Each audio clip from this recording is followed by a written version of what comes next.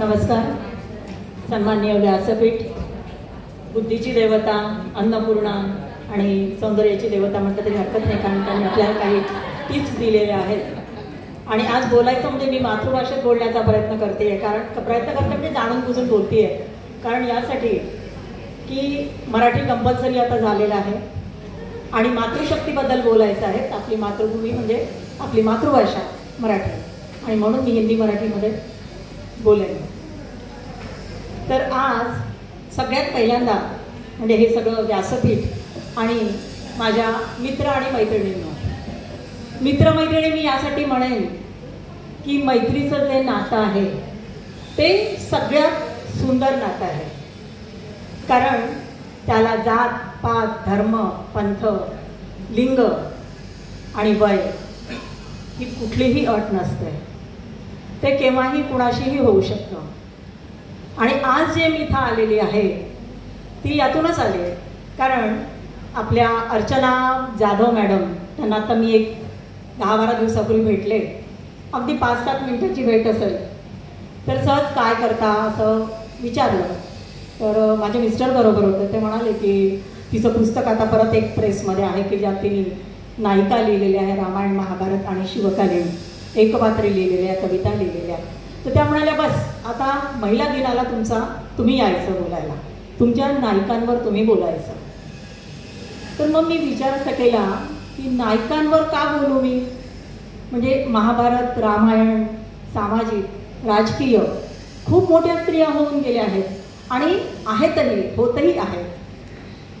मग मी म्हटलं की माझ्यामध्ये किंवा माझ्यासमोर बसलेल्या या महिलांमध्ये प्रत्येकीमध्ये जर तो अंश आहे तर मी त्यांच्याचबद्दल का नको बोलू. त्यांच्याचबद्दल बोलायला पाहिजे ना.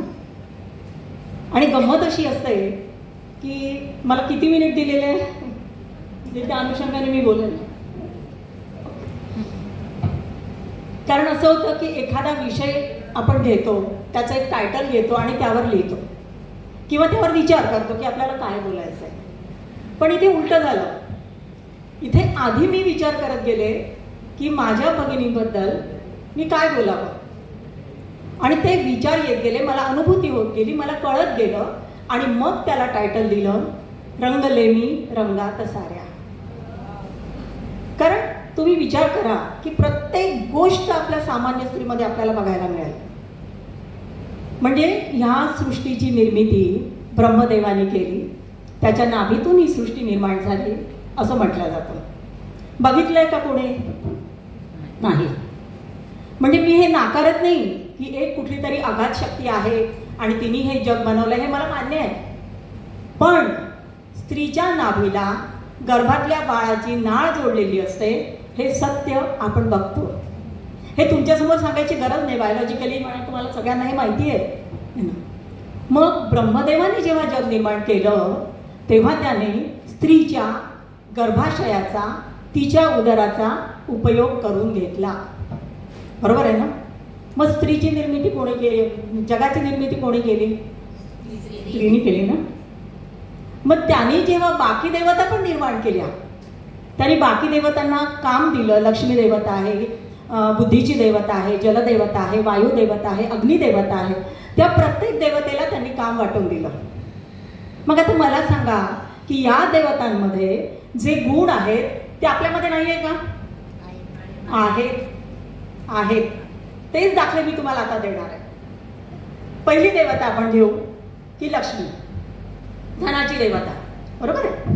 आता जेव्हा केव्हा हिंदू संस्कृतीमध्ये म्हणा किंवा कुठल्याही संस्कृतीमध्ये म्हणा, सून जेव्हा लग्न करून घरात येते तेव्हा त्यांच्या परीने त्यांच्या रिवाजाप्रमाणे उनका स्वागत किया जाता है. बरोबर आहे ना. हिंदू संस्कृतीमध्ये एक माप ठेवलं जातं उंबरठ्यावर, आणि ते माप ती येणारी सून पायाने लवणते. बरोबर आहे. मग आता मला सांगा, इतर वेळेला जर धान्याला पाय लागला तर आपण त्याला नमस्कार करतो, अन्न म्हणून नमस्कार करतो. मग त्या दिवशी ती पाय का लावते?